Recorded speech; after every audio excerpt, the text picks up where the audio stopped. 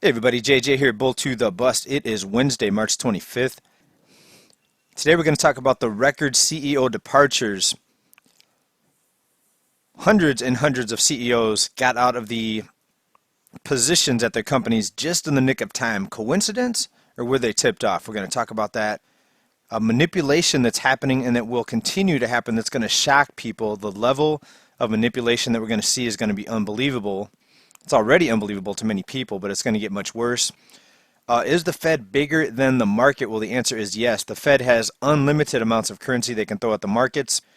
Is it going to save us? Well, probably not, because there's other important issues and dangers out there besides just keeping the stock market propped up and keeping the system liquefied with money created out of thin air.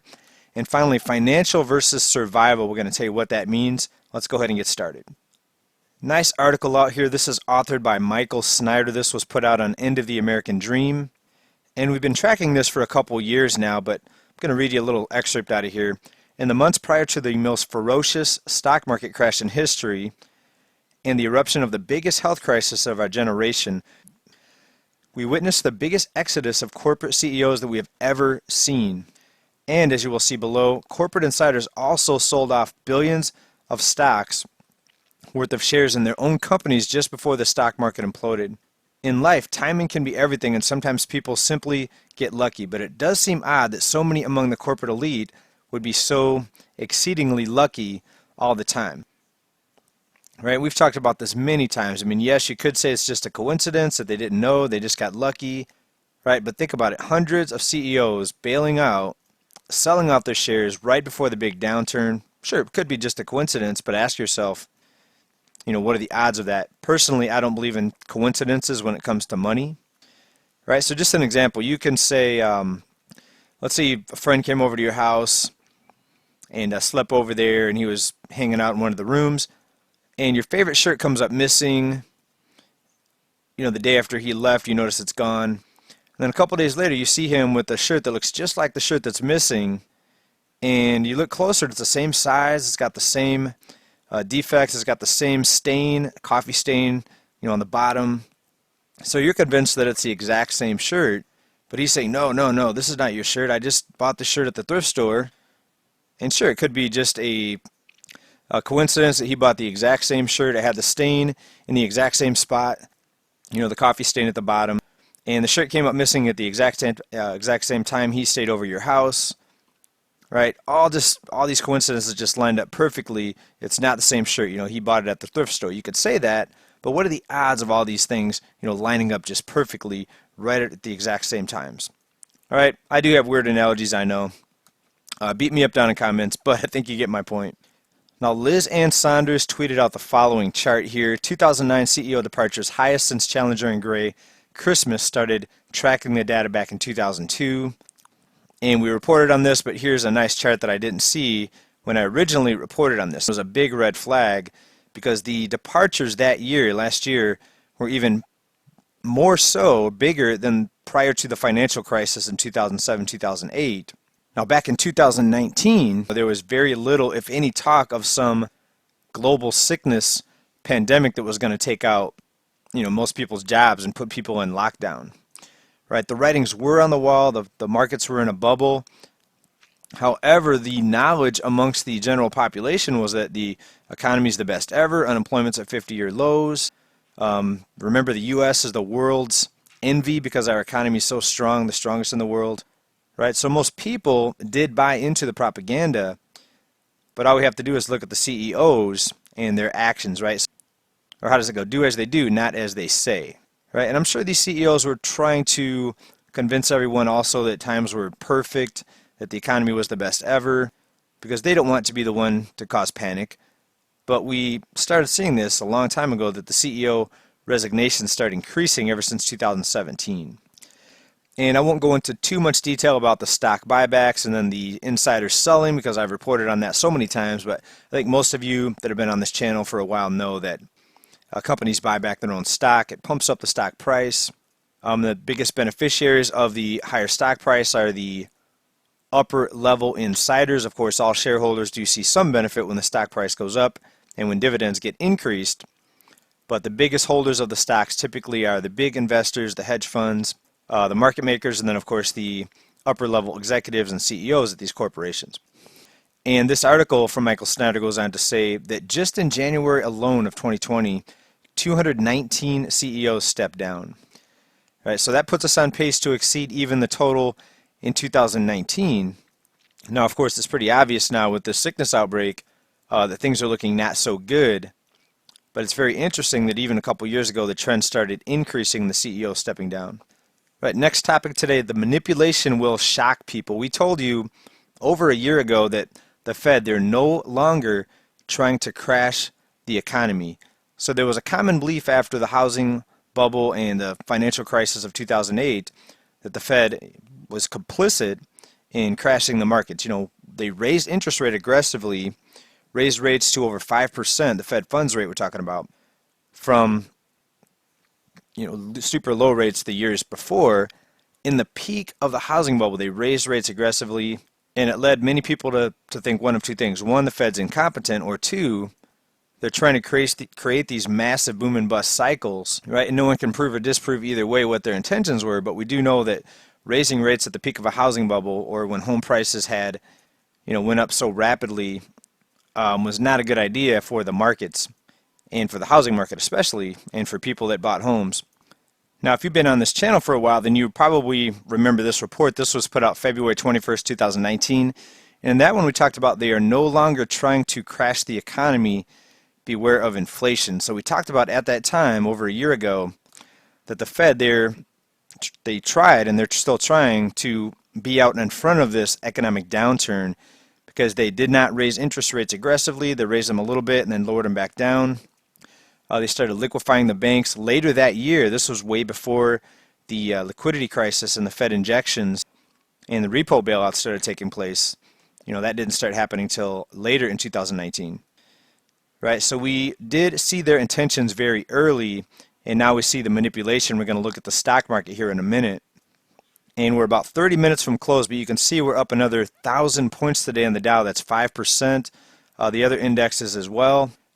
The Fed, it looks like they're trying to put a floor in this market down around the 18,000 range. I'm starting to see a bottom. Now, anything could happen with the sickness outbreak, but if the sickness subsides and the spread starts to slow down, the spreading of this starts to slow down, and things start getting better as far as the sickness outbreak, you could see the stock market very easily pumped back up. Now, of course, the Fed, they have complete control. They have unlimited amounts of money they can throw at this market. The Fed is bigger than the market, regardless of what people tell you.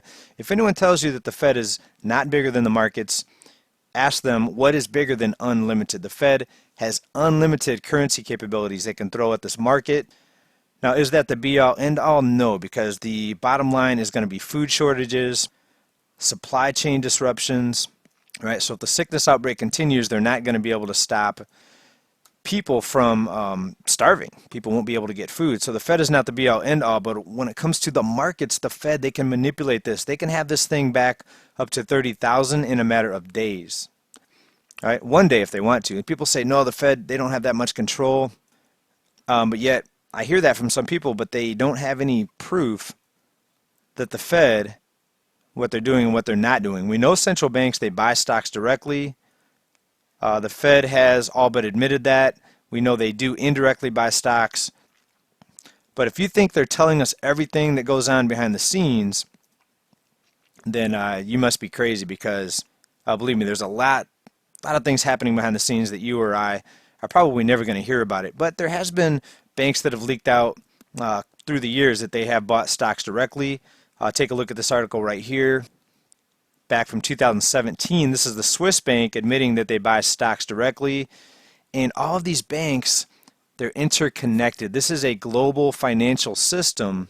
And yes, different countries have different central banks, but the type of system, this fiat money system, is global. So the Swiss bank, they admitted to buying billions in stocks, including American companies. We go down into this article here, and we see companies like Apple, Alphabet, Microsoft, Facebook, Amazon. Right, the list goes on. So central banks, they have complete control over what happens to the markets.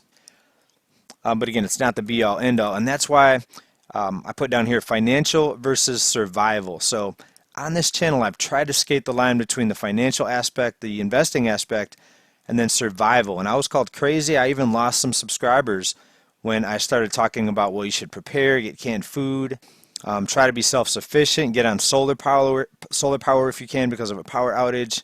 And honestly, it turned some of the people off that were here for financial reasons only.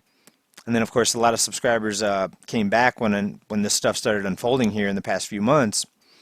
But this is what I want to separate these two things. You know, the financial aspect of this, the stock market, they can pump the stock market up to 30, 35,000, 40,000, but it doesn't mean that the working class is going to be any better off if they over liquefy the system and they start doing this UBI type of handouts to people. You're going to see production get lower and lower and lower. And just in a previous report, I put the example out there of what about farmers? What if everybody decided, all the farmers decided to stop farming because they're getting now $2,000 a month in UBI or handouts from the Fed, who can just create it out of nothing, and all the farmers say, okay, I'm not going to grow any food because the Fed's just giving me $2,000 a month check or whatever the total ends up being. You're going to have no food, and you're going to have people out there with money to buy limited supplies of food, and that's going to cause hyperinflation. You're going to have all these people throwing money at the small amount of food, and the sellers and the grocers are going to go ahead and raise the prices because demand is going to outstrip supply by a huge amount. And that's where you run the danger of a Venezuela, Zimbabwe type of situation. Money printing does not create a strong economy. If that was the case, I think I heard Peter Schiff put this out there, somebody. If that was the case, then Zimbabwe would be the world's strongest economy. Just printing money does not make a strong economy. It's not the solution. It's actually what got us into this mess. And we have to be very careful because hyperinflation, it's a killer. And if we're not prepared, you could be one of the victims. And that's why I try to skate the line again against, you know, financial versus survival. You have to have self-sufficiency, grow your own food if you can. Speaking of that, I just want to talk about something we've been talking about here more so with the recent events.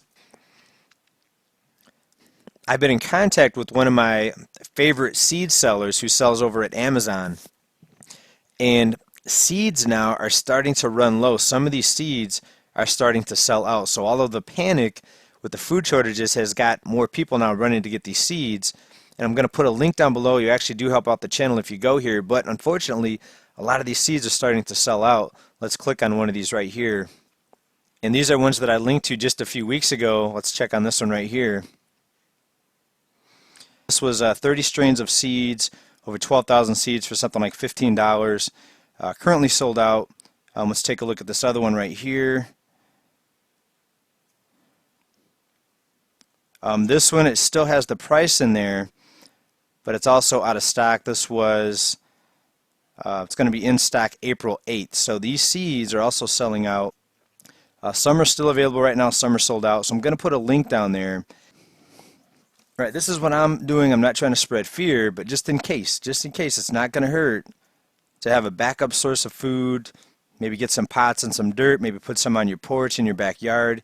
Even if you're living in a condo that has a porch or somewhere where you can put a pot that gets sunlight, you can grow your own food just in case, you know, this thing continues to get worse, right? I'm not spreading fear. I'm just trying to tell you that it doesn't hurt to be prepared. If you've ever bought car insurance, right, hopefully you'll never need to use it, but it's better to have it and not need it than need it and not have it. I'm sure you've heard that before. Link down below for that. You help out the channel by doing that. And hope everybody's well. Let me know what you think about the CEO departures.